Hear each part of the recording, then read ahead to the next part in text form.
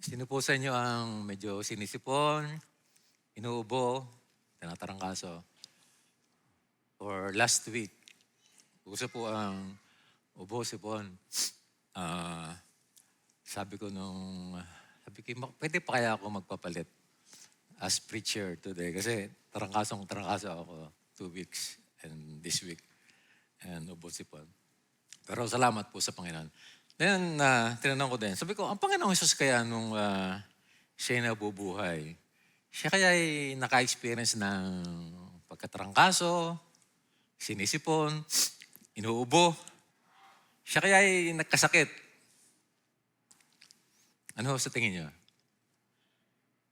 Hindi natin alam, ano? Alright, so for this morning, ang aking pong text ay nasa sa Luke chapter 1. And very challenging po kasi ang Luke chapter 1 ay bugbog na no panahon po ng Pasko. Noong pong December, and marahil mga napapanood nyo sa mga videos kasi it's related about the birth, the coming of the Lord Jesus Christ. So sabi ko, paano kaya siya i-share, i-preach in a different perspective? Same verses, same scripture, but medyo ibang tingnan. Pagka po ako'y nagbabike, yan pong Taal Volcano, Taal Volcano. So, paborito ko pong puntahan is around Taal. Pagka po ako'y nasa sa Lumampaw, dito po sa May Cuenca, so iba siyang tingnan.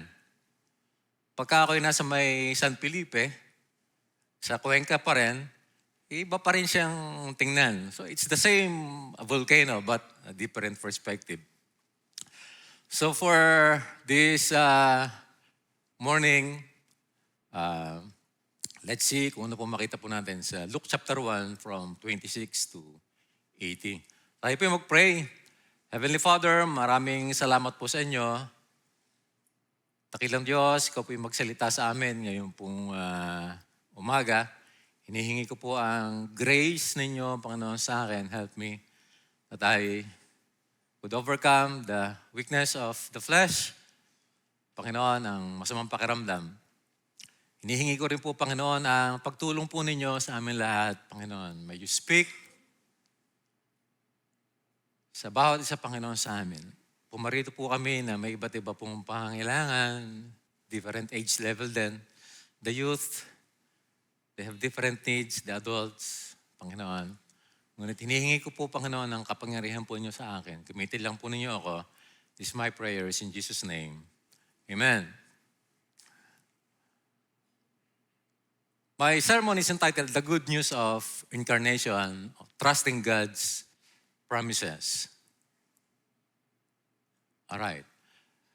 Let's all stand up po. Basahin po natin yung scripture. Luke chapter 1 from 26 to 27.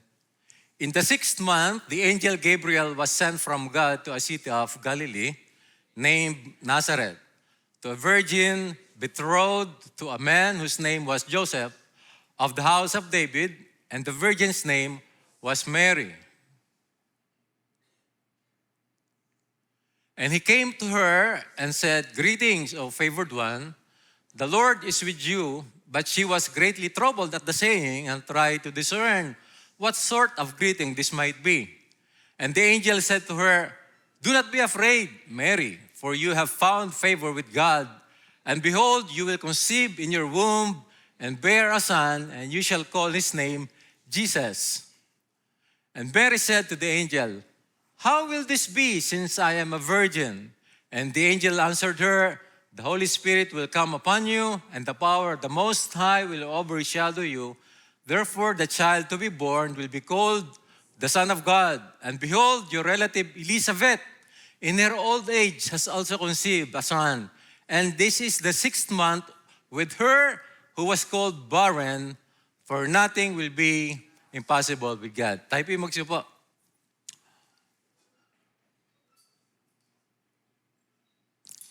Alright. Sabi po dun sa Galatians chapter 4, verse 4, "But when the fullness of time had come, God sent forth His Son, born of a woman, born under the law. In the fullness of time.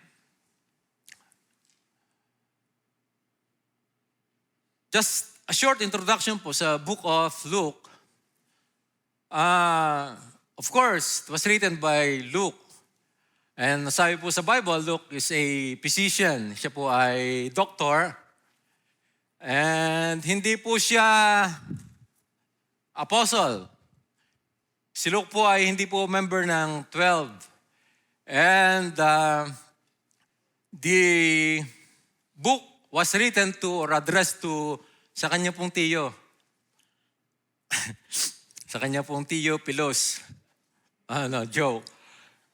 Address po yung kanyang letter na ito to a certain man named Theophilus. Probably a man of high status or influence. Wala pong masyadong sinabi, hindi po ina-elaborate sa Bible kung sino si Theophilus.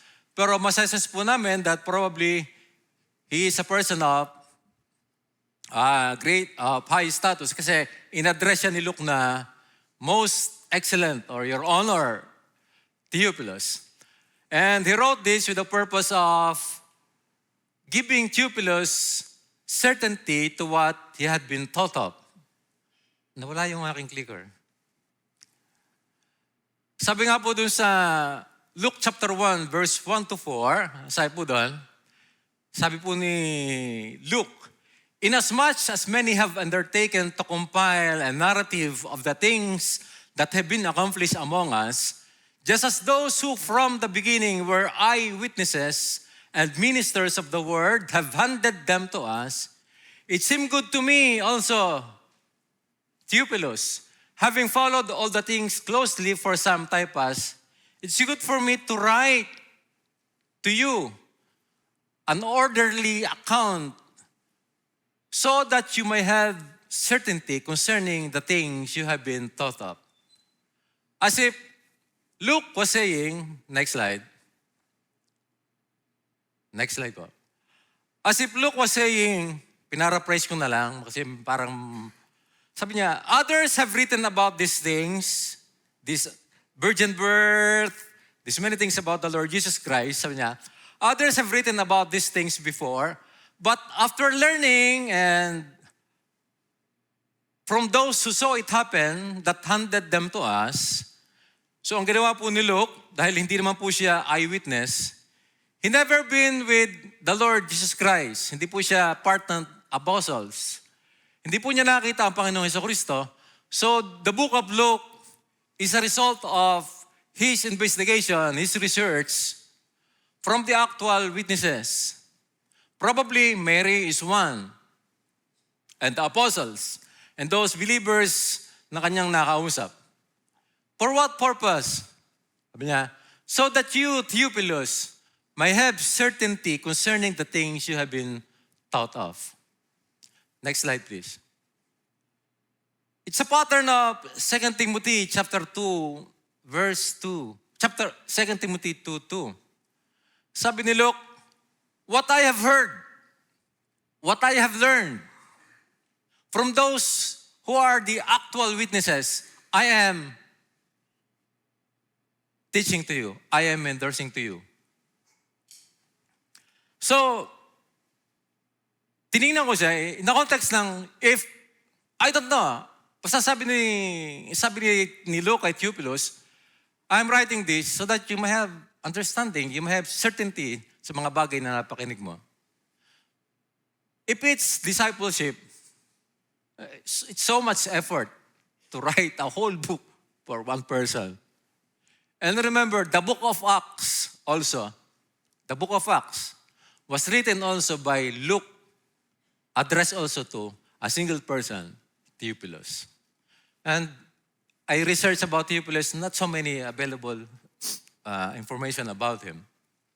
Probably he shared the letters to others. Next slide po. Luke chapter 1 opens with two impossible pregnancies. Number 1, a woman, Elizabeth, who is too old to conceive. Ang sabi sa Bible, he was called barren.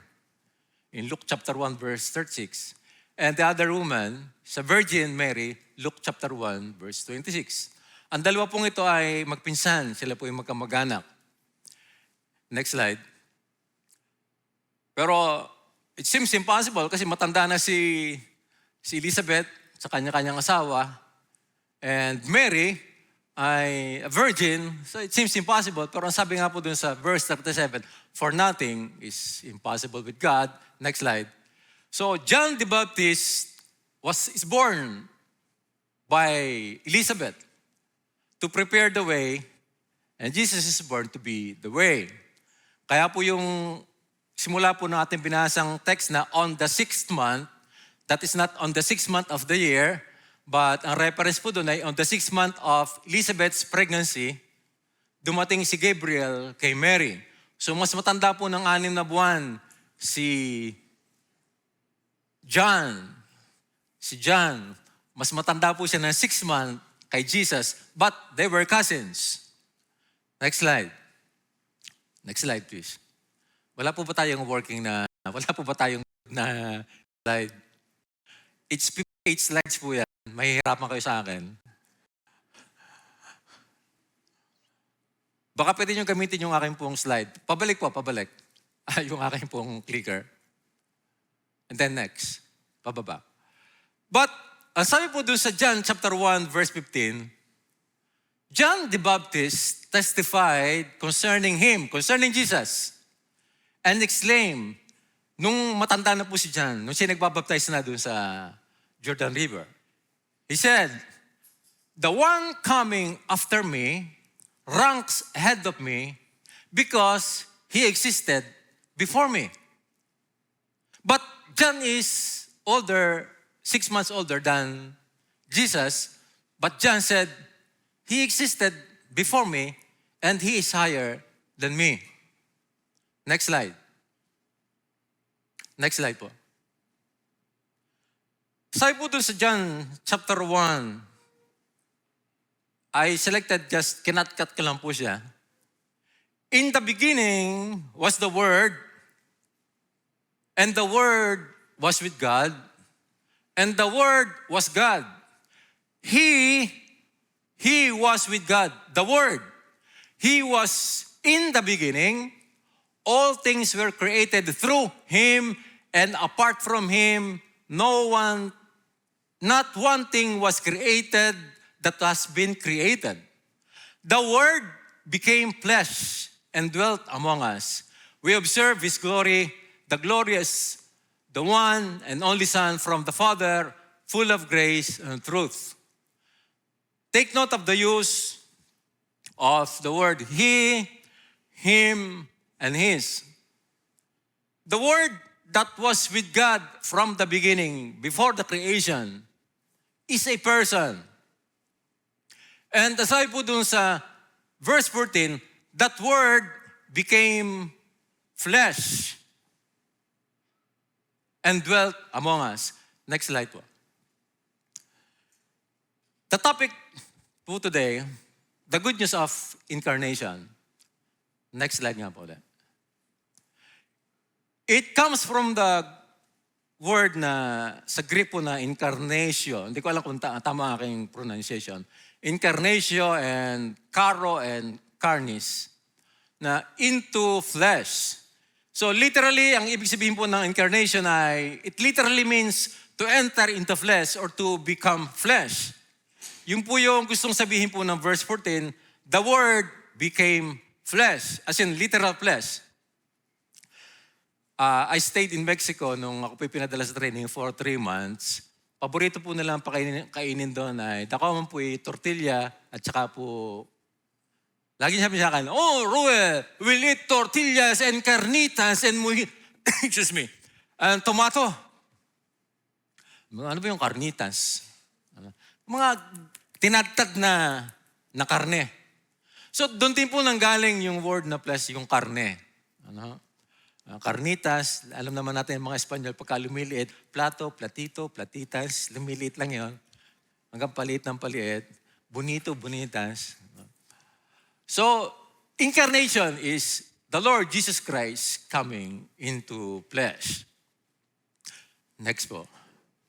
So, the incarnation is the eternal Son of God taking to himself a true human nature without ceasing to be God. In theology, kung nababasa niyo po yung tinatawag ng mga hypostatic union, so it's a combination or union of the divine and human nature in the single person of Christ. That the Lord Jesus Christ is truly human being and truly God in one person. Next slide po. The man Jesus, he experienced hunger, thirst, he got tired.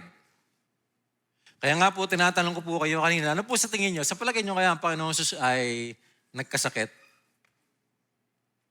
Siya kaya po ay nilagnat. Tao siya, probably. Yan.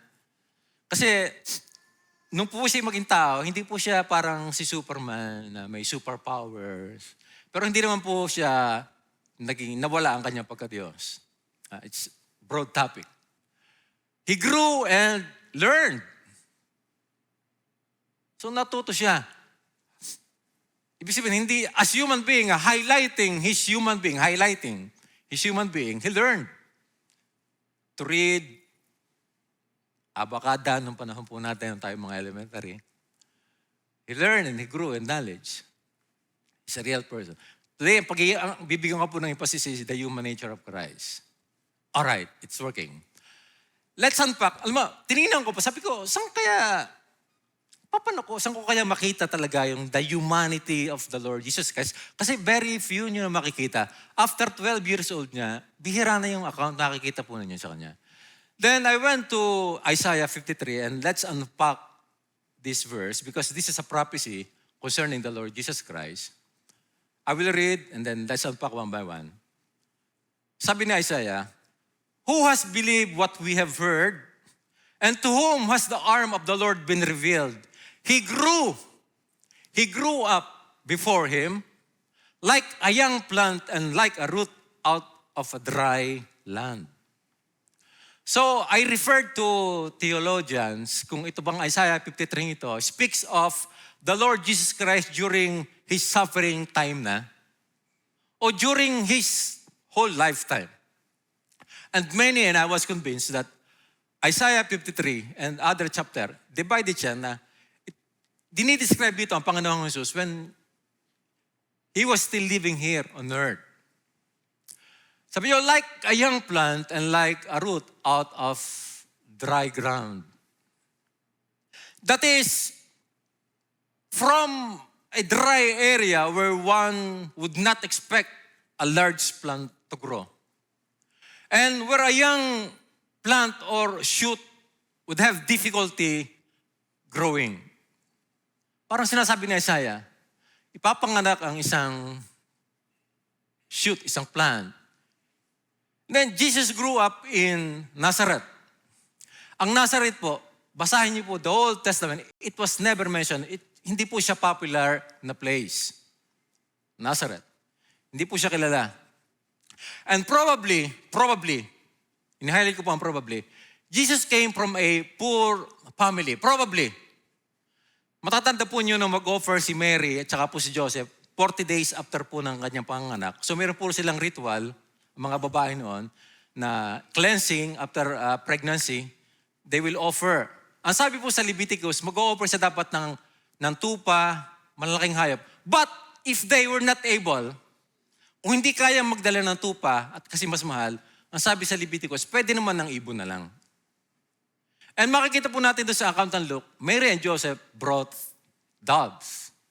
So probably po, Jesus Christ came from a poor family, from a not so popular town. Narinig niyo na po ba ang barangay po ng Malibayo? Narinig niyo na po ang Malibayo sa Batangas? Probably hindi niyo pa po naririnig. Kasi hindi po siya masyadong popular. So, ang sabi po doon sa, ako po yung nag-i-introduction pa lang Ang sabi po doon, hindi pa po ako sumisigaw. Ako nasa introduction pa lang. The next day, sabi po doon si John, the next day, Jesus decided to go to Galilee. He found Philip and said to him, "Follow me." Pinutol ko na lang po. Philip found Nathanael and said to him, "Hey, Nathanael, we have found him of whom Moses in the law and also the prophets wrote, Jesus of Nazareth, the son of Joseph." Ano sabi ni Nathanael? Can anything good come out of Nazareth? Meron bang lalabas na mabuti dyan sa Nazareth? So,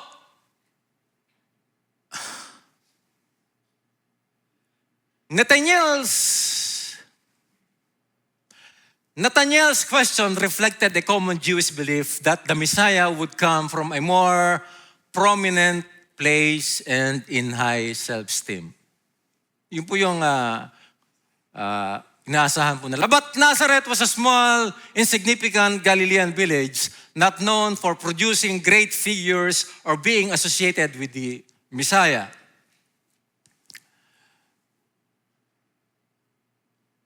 Next, he didn't have an impressive form or majesty that we should look at him. No appearance that we should desire him.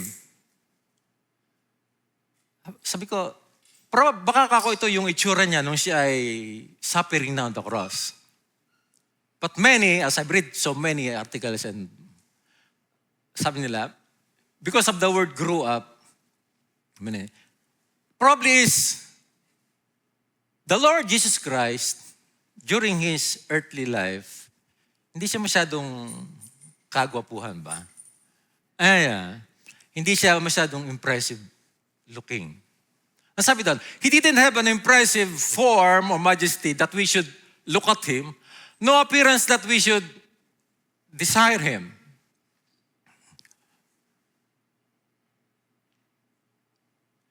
In His appearance, He did not look like a royal person in beauty and majesty.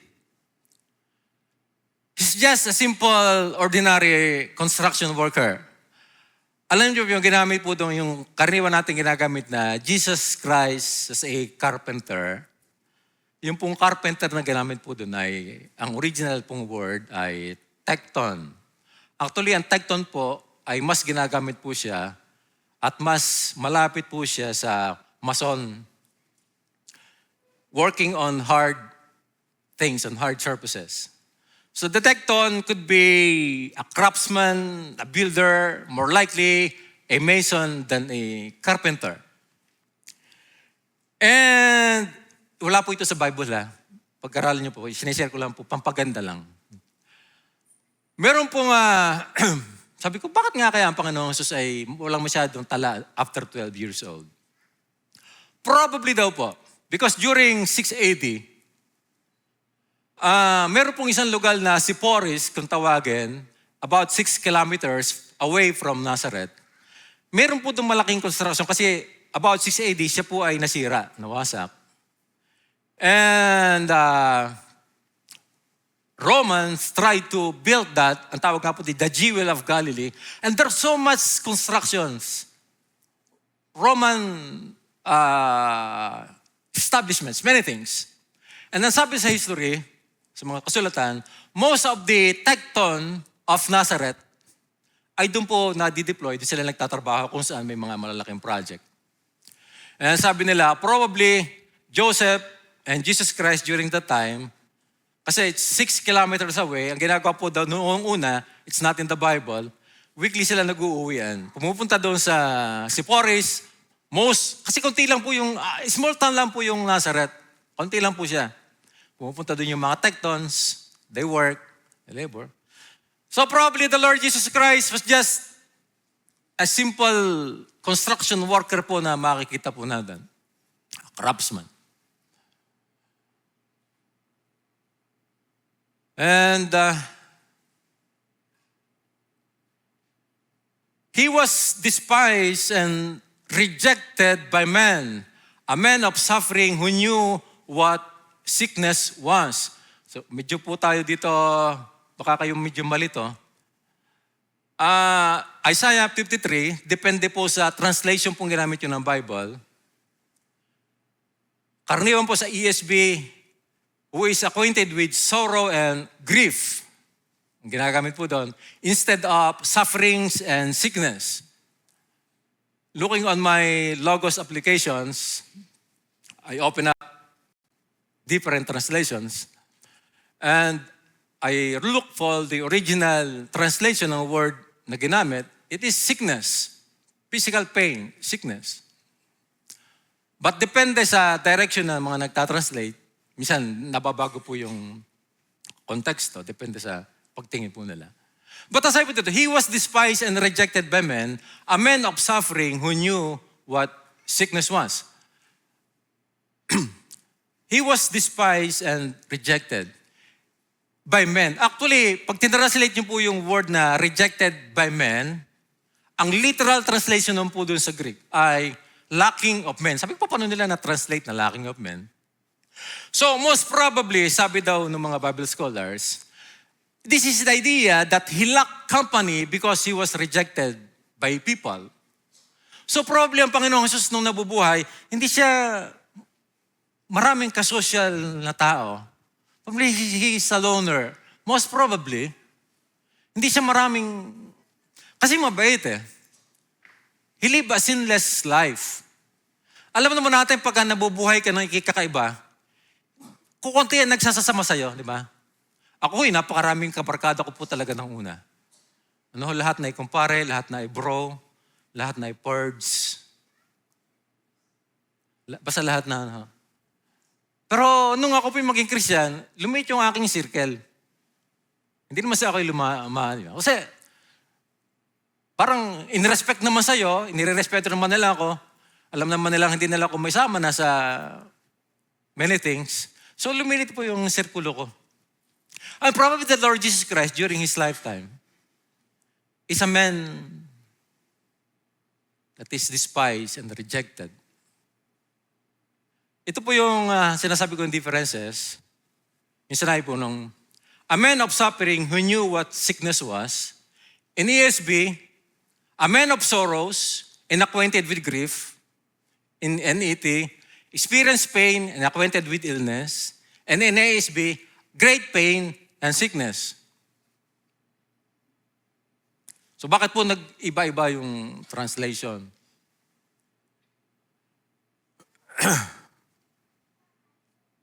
Medyo technical po to. I got my Logos applications. Doon po nila ginamit yun sa strong. Ito may mga indices. Basta ang root po doon ay yung word na ginamit sa mga verses na to is physical pain ang ibig sabihin. First, the physical pain. But the same word in these verses is anguish, grief, mental suffering, an emotion of anguish as the figurative extension of physical pain of the body.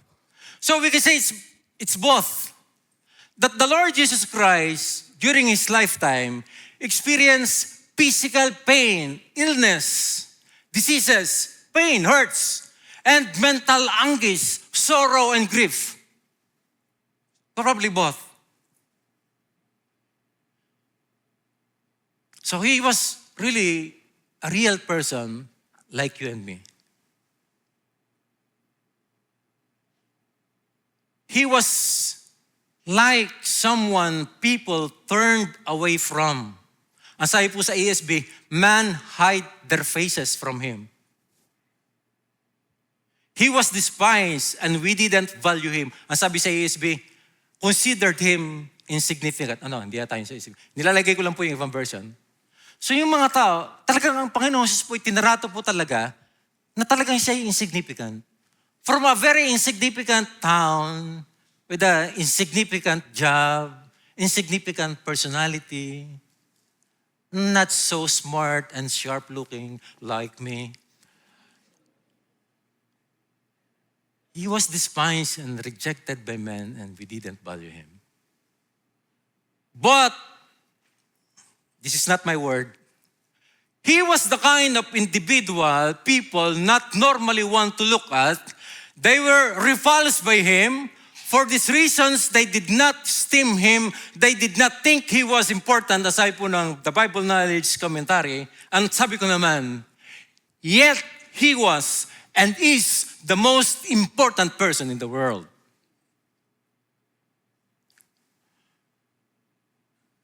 Yet he himself bore our sickness. This is chapter 53 of the same book.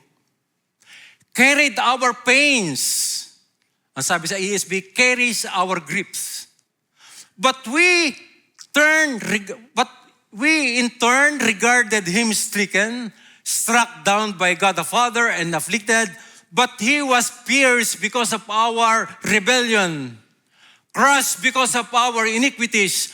Punishment for our peace was on him, and we are healed by his wounds. This man who was despised, who was rejected, he was the one who bore our sins, our pains, our sicknesses, our griefs, our sorrows.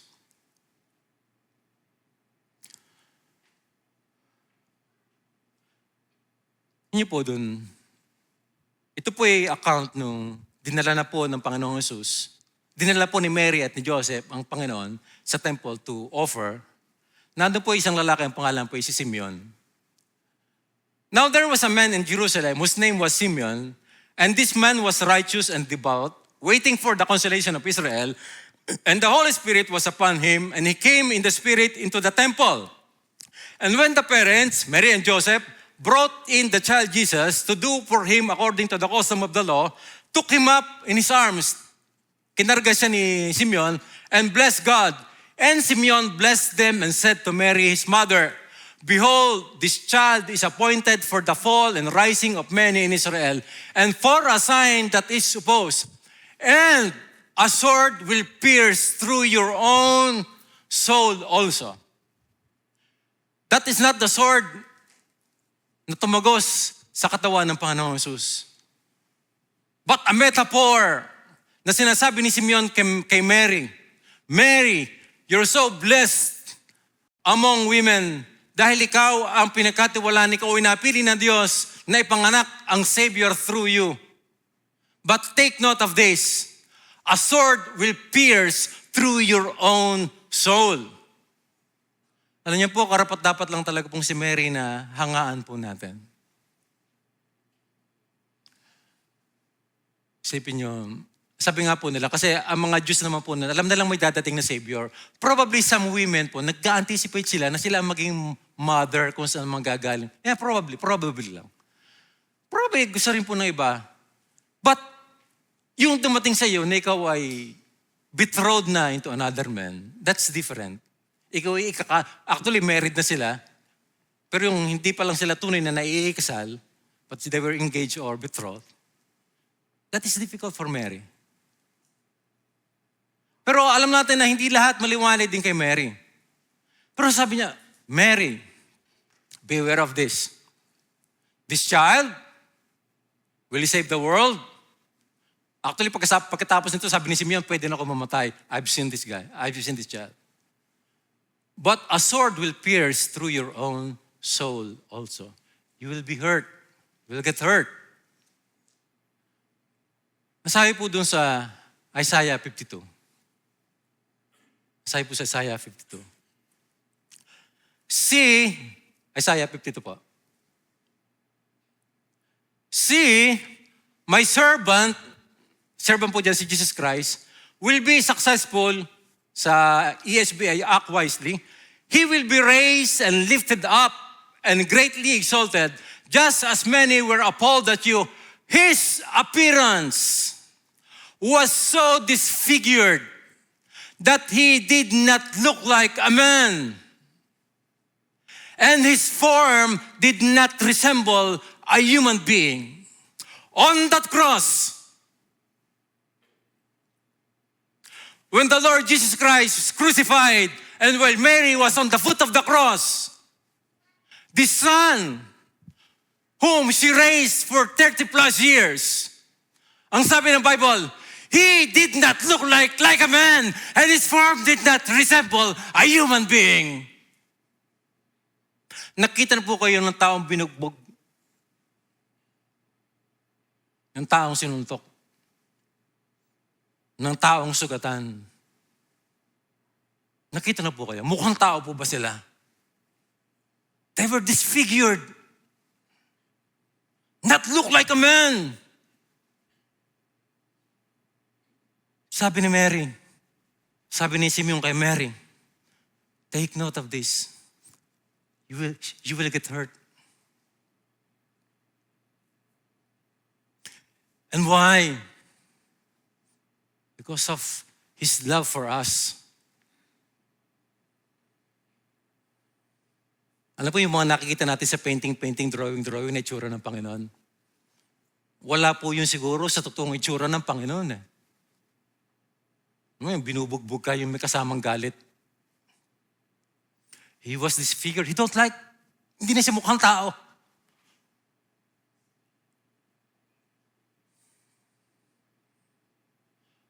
One of the greatest objects of mystery in fascination and awe is this biblical truth. God became truly a human being. The question is why? Why did the Creator of heaven and earth emptied Himself of His glory and significance to come to earth? Nasa first point pa lang po ako. Matatapos po ako on time.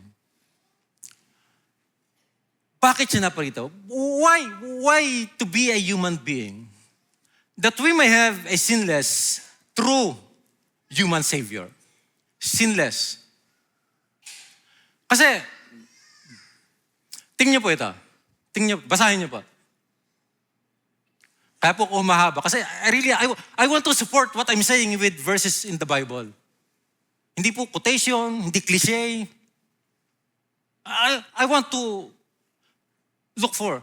Sabi niya, we also know that the Son did not come to help angels. Napapansin niyo po ba pagka binabasa niyo? The Son, Jesus Christ, did not come to help angels. He came to help the descendants of Abraham, yes, including us. Therefore, it was necessary for Him to be made in every aspect like us. In every way, like us.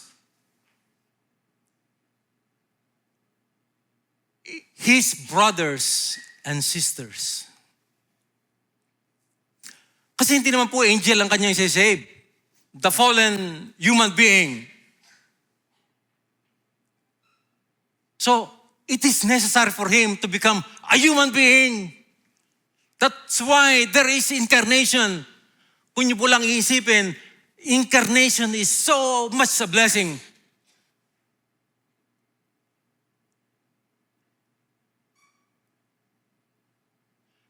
He did not commit sin. Sabi po sa Bible, yan po ang 3 verses. He is sinless. Alam niyo po ako, I have a lot of questions. Tunay kaya ng Panginoon na hindi talaga nagkasala. Ngayon, challenge ko po kayo. Kung siya talaga ay katulad natin in all respect, tunay yung kanyang mga temptations. Hindi po yung kunya-kunyari lang. Is He really sinless? What do you think? Pero sabi po dito sa Bible, He was tempted, but hindi po siya nagkasala. Tatanungin ko sana si Dr. Malin eh. Si Jesus Christ po, wala pong involvement si Joseph sa kanyang pagkapanganak, di po ba? Hindi naman po sila nagkaroon ng sex. But to produce a male baby, infant, di ba kinakailangan ng X and Y chromosomes? Tama ba ako? And Y chromosomes came from, sino po nagko-contribute ng Y? A man. So that's the miracle of God.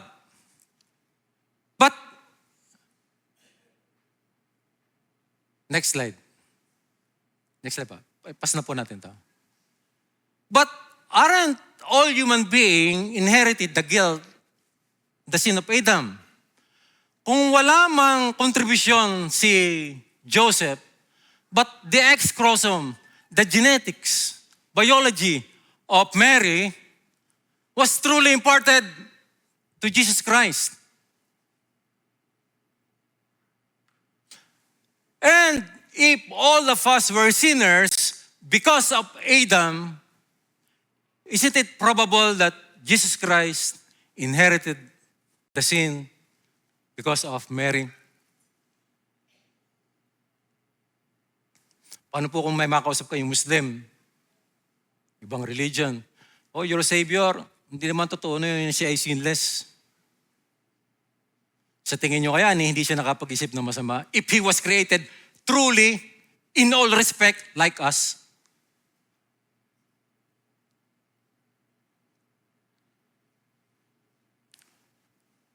Now, isa sa mga solusyon, gustong tumulong po ng mga tao, ito po, sabi ko sa verse, for if because of one man trespass, death reigned through that one man, therefore as one man, Adam, trespass led to condemnation of all men, so one act of righteousness leads to justification and life for all men. For as by the one man's disobedience, Adam's disobedience, the many were made sinners. So by one man's obedience, the many will be made righteous.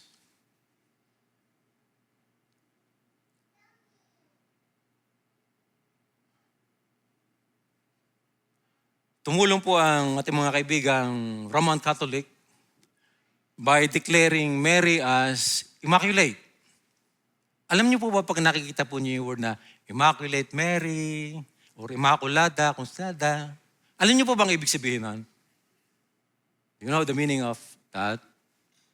The doctrine of the Immaculate Conception is a Catholic dogma stating that Mary, the mother of Jesus, was preserved from the original sin from the first moment of her own conception. By God's grace and in the anticipation of Jesus' merits, to be a pure vessel for Him, formerly defined by Pope Pius in 1854, this means Mary was uniquely free from sin from her conception. Yung pong ibig sabihin ng conception, immaculate conception, Mary.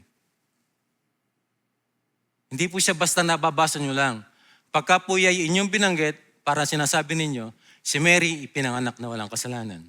That is to justify, to support that the Lord Jesus Christ was sinless. But ang sabi natin binasa kanina, all men have sinned. I will offer to you one option. This is what we call the federal headship. Adam's federal headship, ito po malawak po to, sorry I cannot explain or elaborate, is a theological concept where Adam acted as the representative or federal head for all humanity, meaning his sin brought guilt and death to all his descendants, just as Christ later acts as the representative head for believers, bringing righteousness and life. Note, through Adam's action, it's not through Adam's blood. Through Adam's action, not through his biological blood or genetic, just as through Christ acts. Hindi po sa pamamagitan, hindi po nasasalin in this concept ang kasalanan ni Adam sa mga tao sa pamamagitan po ng sperm, ng blood. It is because of the imputation of his disobedience to all humanity. Just as like the Lord Jesus Christ. Adam was the first Adam. The Lord Jesus Christ was the second Adam. Meron ba tayong blood inherited from the Lord Jesus Christ? No. But his actions, his obedience became our righteousness, as if Adam's disobedience becomes our unrighteousness of death. So, it's not biologically transmitted. but legally. Para pong halimbawa ay ang ating presidente, kunyari, halimbawa pumirma si Bongbong Marcos na siya ay makikipag-away na talaga sa China. Kunyari lang, may pinirmahan siya na nag-propose halimbawa ang kung sino man na we will set war against China. All of us were affected by that decision, by that action. Lahat tayo kaaway na ng China.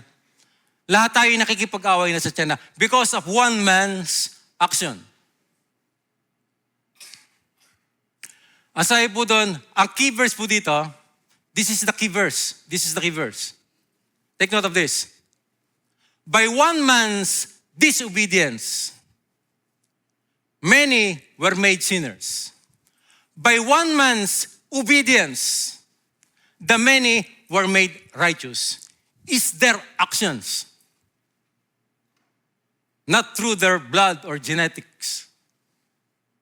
So Mary, the Lord Jesus Christ, though she was born and shared genetics of Mary, the Bible is true. Those writers who said Jesus Christ is sinless because they know this principle. He did not commit a sin. He's without sin. Number 2, reason why the blessing of that He may truly suffer and die. Bakit kinakailangan ng incarnation? Bakit kinakailangan ng incarnation? That He may truly suffer and die. Look for this. Because God's children are human beings made of flesh and blood, the Son also became flesh and blood. For only as a human being could He die. And only by dying could He break the power of the devil who had the power of death. Only in this way could He set free all who have lived their lives as slaves to the fear of dying. Kung hindi po ang Panginoon, bakit necessary ang incarnation? Why is it a blessing? It becomes necessary because only through His death that we will be made free from the power of death. From the one who has the power of death. Alam niyo ba bakit sinabing power of death? Hindi yung para hadlangan kayo mamatay. Noong ang Panginoon Jesus po'y mabuhay na maguli, parang sinasabi niya, Satan cannot keep us dead. One day, we will be resurrected again as believers in Christ. Only in His way could He said, at lahat ng taong may takot mamatay, ay mapalaya tayo na hindi na tayo mamamatay. We will live forever. We will not be left in Hades, the grave.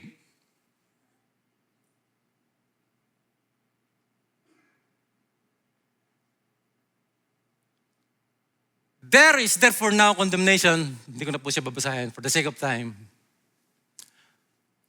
Third point, why a need for Him to be a real human being? To have a sinless human being, kasi hindi niya isisave by angels, human being ang kanyang isisave. Number 2, to really suffer and die. Really, hindi nagpatay-patayan lang. Number 3, so He can truly understand and relate to us.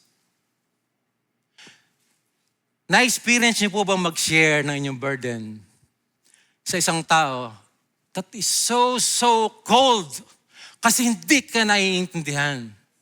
Hindi nakaka-relate sa'yo. You're sharing your problem to a person, never experiencing what you have been going through or went through. Have you experienced that? Hindi sila makarelate sa'yo. Hindi ka nila naiintindihan. Yung isang hindi dumanas ng hirap gaya ng pinagdaanan mo at magkukwento ka sa kanya ng kahirapang pinagdadaanan mo, medyo mahirap nilang magets, makuha. Hindi ka relatable. Hindi mo nila na-experience eh. So it's a cold. But sabi po dito sa Bible, listen. Itutuloy ko lang po yung verse kanina. We also know that the Son did not come to help angels. He came to help. And He was made in every respect like us. In every way. In always, as human being, in every way. Wala tayong meron na wala ang Panginoon Kristo. Wala tayong pinagdadaanan, hindi niya pinagdaanan. In every way, in every aspect. Sinipon po ba siya? Malamang siya sinipon. Malamang siya inubo. Malamang siya nagkasakit. Endured suffering in every way. Why? So that He could be our merciful and faithful high priest before God. Since He Himself has gone through suffering and testing, He is able to help us when we are being tested or tempted. He knows. Lahat po ng ating po pinagdadaanan, are we in pain? Kayo po ba'y mayroong pinagdadaan ng emosyonal, psychological, mental, physical, anything? Alam niyo po ba ang ibig sabihin po ng high priest? Ang high priest po yung namamagitan sa mga tao at saka po sa Diyos. Pattern po ng Old Testament po ba? Hindi po nakakalapit directly ang mga tao para mag-offer. The high priest, yearly, pumupunta po doon sa the holiest place para po sa mga tao. The Lord Jesus Christ, actually, basahin niyo po ang Book of Hebrews, is doing that right now. He is still interceding for us to the Father. Ang sabi po sa Book of Hebrews, forever. At hindi na po siya papalitan kasi ang mga priest noon pinapalitan. May mga duty sila. Pag namatay, papalitan. The Lord Jesus Christ is our high priest in heaven, interceding for us to the Father forever. And because He was once like us, He knows what we are going through. He knows our sufferings. He knows our pain. The Father God, He did not know. He is Spirit. Mentally, probably, He knows because He is omniscient. But by experience, the Father did not know. But the Son, who became flesh and is still interceding for us, He knows. May pinagdadaanan po ba tayong kahirapan? Suffering, pain, sickness, anything, any burdens. Ano po ang sabi po ng Bible? Sabi po doon, therefore, since we have a great high priest who has passed through the heavens, umakyat na siya sa langit, Jesus, the Son of God, let us hold fast to our confession, for we do not have a high priest who is unable to sympathize within our weaknesses. Ibig sabihin, He is able to sympathize with our weaknesses. He knows our weaknesses. He knows when we are being tempted. He knows when we are suffering, when we are in pain. Aside po doon, but one who has been tempted in every way as we are, yet without sin. Verse 16, this is the challenge. Therefore, let us approach the throne of grace with boldness so that we may receive mercy and find grace to help us in time of need. The problem with us, we do not come to Him who understands us.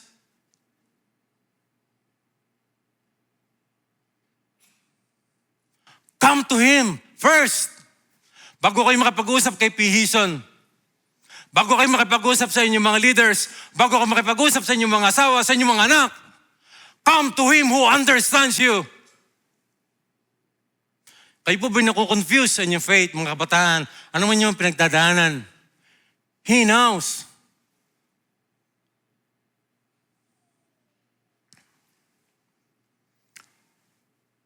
Salamat sa Panginoon. Paano kung hindi siya naging tao? Maintindihan pa tayo ng angel. Pagka tayo natutukso na sa isang mali, napapasok na tayo sa isang they do not understand us. But the Lord Jesus Christ, our high priest, problema lang sa atin, hindi natin siguro nakikita ang opportunity na ito. What is blessing? Last point.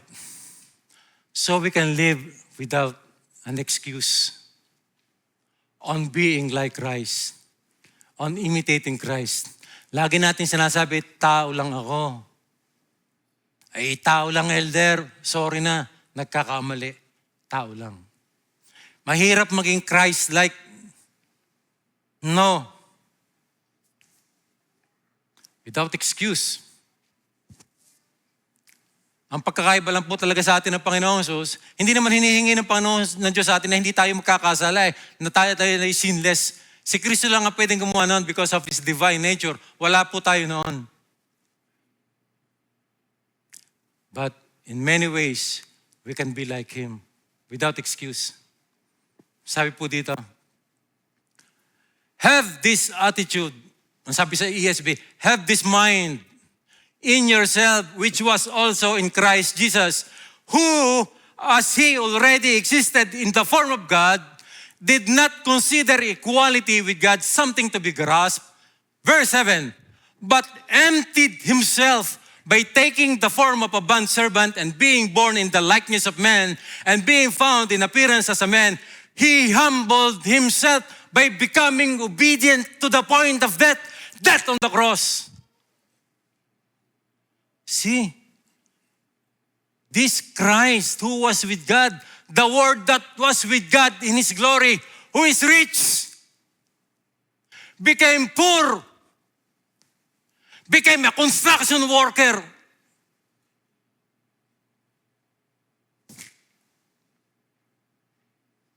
He humbled Himself. Bakit hindi natin kayang gawin? To be humbled, to serve, to die sa ating mga sarili, and be obedient. Sabi nga to the point of death, hindi man hinihingi sa atin ng Panginoon na tayo magpakamatay sa paglilingkod sa Kanya o sa pagsunod sa Kanya. Have this mind. Sabi niya, have this attitude. Sabi sa 2 Corinthians 8, for you know that the grace of our Lord Jesus Christ, though He was rich, for your sake, He became.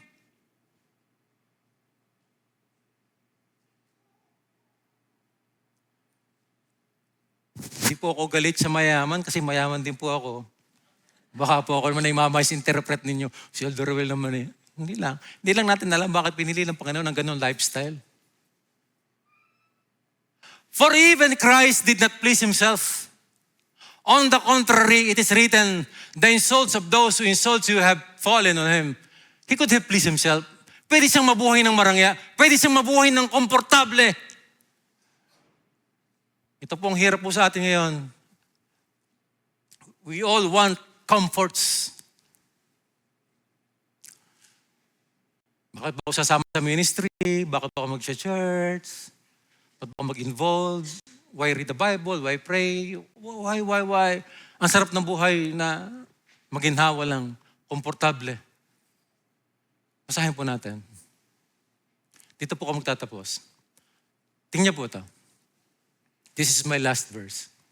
Ma'am D, making authentic, multiplying disciple 2.2.2.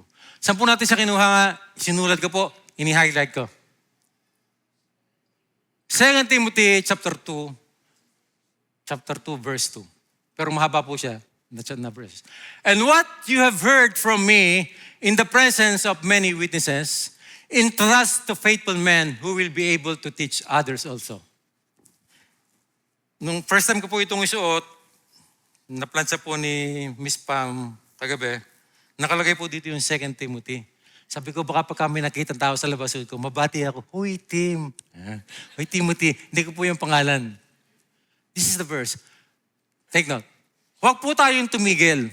Alam niyo po ba, ang Bible po nung una, wala naman po yung chapter, wala pong verses.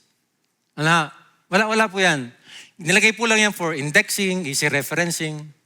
Ituloy po natin. There are two keywords.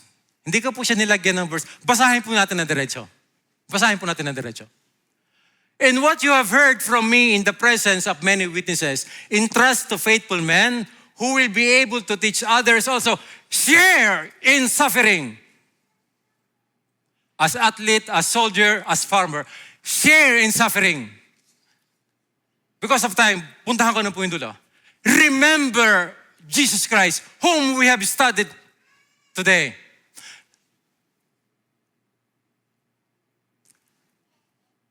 Babasahin po natin siya. And what you have heard from me in the presence of many witnesses, entrust to faithful men who will be able to teach others also. Share in the suffering. Minsan ewan ko, siguro generation natin, minsan bubble wrap masyado yung ating mga anak. We don't want them to suffer. Ayaw na nating mahirapan. Kahit tayo, ganun din, ayaw na natin tayo nahihirapan. Kaya minsan lumalaki yung mga bata na weak, mahihina, konti problema lang. No? Nung panahon natin, pagka ako may sakit, iniiwan na lang ako ng aking inay kasi mamamalengke at maglalaba pa. Nilalagnat to. Lagnat na lagnat. Iiwanan ka sa bahay. Kasi kailangang mamalengke, kailangan maglaba. Iiwanan ka lang ng gamot. Alam mo na ang gagawin mo. Ikaw na rin ang magpupunas ng nilagang sambong o kaya nilagang dahon ng sampalok. Sorry, Elise, ikaw ay aking i-example lang. Si Elise inuubo at sinisipon. Ibinili ko po ng gamot. Yung simpleng pattern po ng pag-inom. Anong iinumin sa umaga, anong iinumin sa tanghali, anong magkakasama, kinakailangan pang ilapit muna sa'yo. Ikonsulta. Ganun ito po, naisipin mo pa ninyo. Not to put down my daughter. Ibig sabihin ay, bakit? May differences. Naintindihan ko po yung pagkakaiba po ng kultura. Panahon. Hindi lang po sa mga bata. Sabi po, share in the suffering. Ayaw kasi lalo na yung mga matatanda na kami na Kuya Vic, Atty. Bernard, gusto na yung retirado, di ba? A retired life or a semi-retired. We want mag-relax. Hindi ko man po sinasabi na masama po yung bagay na yun. At sabi ng Panginoon, gusto mo talaga maging discipler? Gusto mo talaga maglingkod? Merong suffering. Kung ang Panginoong Jesucristo nga, inyong tingnan ha, inyong pong pakaisipin. Gusto niyo ba maging katulad talaga ni Kristo? To be Christ-like. Pag-aralan niyo ang kanyang life. And remember this man, pinag-aralan po natin, who left his glory, humbled himself, took the flesh, lived a perfect life, suffered and died. On the third day, he rose again, ascended into heaven, and is now acting as our high priest, interceding for us humans that he fully understands because he was once like us. Remember this guy. Remember him always. May isa po akong kwento. Nagkaroon po ako ng pastor. Totoo po, it's a real life. I will never mention the name. Siya po ay homo. Yes. Siya po talaga ay literal. Siya po talaga ay gay. As in, with the relationship sa lalaki. Bago siya maging Christian, doing the acts of two men. And nung siya maging pastor, maging Kristiyano, it really is a battle for him. Battle po talaga. Umiiyak siya. Yes. Binata pa. Umiiyak talaga siya. He asked for our help. Kasi ang hirap, sabi niya, ang hirap. And nagkonfess siya, there are times, na during kahit pastor na, he was tempted na magkaroon pa rin ng relationship sa lalaki. Pero he knows it was wrong. Nakikiusap nga siya wala pong bastusan. Kunyari, nagbibihisan kami, mga binata pa kami, nagbibihisan sa kwarto. So nakikiusap siya. Pwede bang huwag dito? Nahihirapan siya. Alam niyo, one time, nakipag-usap siya sa akin. Alam mo, Brad, one thing that helped me. I will close my eyes. I will only think the name Jesus Christ. I will only think of that. I will only remember Him. I will only think, mapapahiya na ako.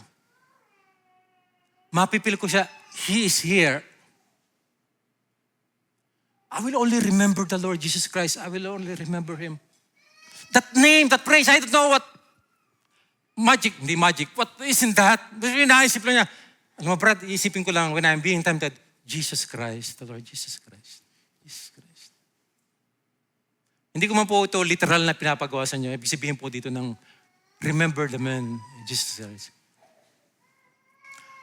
I hope, I don't know how the Lord spoke to you, but pinili ko po siyang ikabit doon mahirap sa Mamdi. And meron po tayong call to make disciples. The Lord Jesus Christ did. May difficulties, mahirap. Nagsasuffer tayo. Sabi nga ni Fam po sa akin, pwede ba magpakansel ka na ngayong magsasalita? Kasi ako po'y tinatrangkaso, nilalagnat. Sabi ko, wala na ako pwedeng pagbigyan. Sino pang kukuha ng aking assignment? 1 week na lang. Bago po ako pumunta dito, I took paracetamol sa medicines. I mean,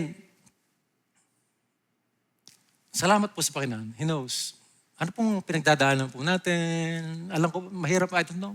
You, young people, what's he going through? Sabi po doon, come to Him. He intercedes for us. Namamagitan siya para sa atin. He knows us. He knows. He knows. Nakukonfuse po kayo. May battle po kayo. Nalilito po kayo. May problema po kayo. Nahihirapan po tayo. He suffered also. Like us. But He knows us. Deep within, He knows us very much. He loves us so much. He loves you so much. If you're here, you don't know yet, the Lord Jesus Christ, He came in flesh to die for us, for your sins. That He may die for our sins on the cross of Calvary. That He may live a perfect life. Died for us. Truly empathize, sympathize with us. Salamat sa Panginoon. Lahat po tayo mag-pray. Panginoon, maraming pong salamat sa inyo. Salamat po.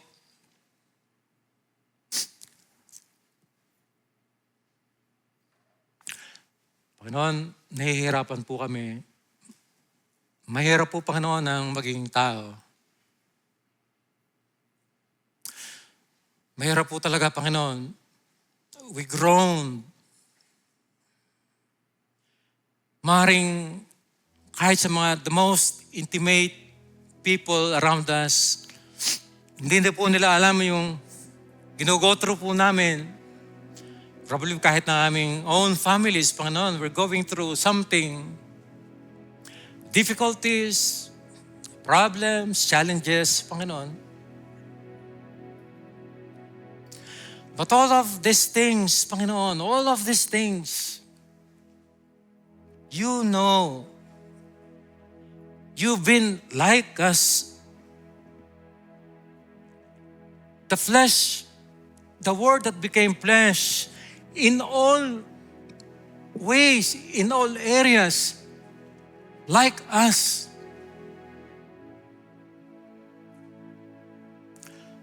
Panginoon, turuan niyo po kami na lumapit po sa inyo humbly, Panginoon. Accept our weaknesses. Come to the Son of God who was once weak, who was once been hurt, who was once been in need, suffered, but is now able to help, to rescue, to save us from our pains, troubles, and sufferings, and challenges in life. Salamat po sa inyo. Salamat, Panginoong Jesus. Hindi mo tinanggihan. You left your glory, your rich, your glorious, your majesty. And you became, in the sight of men, very insignificant person. People don't want to look on you. There's no beauty in you. A plain and simple tecton.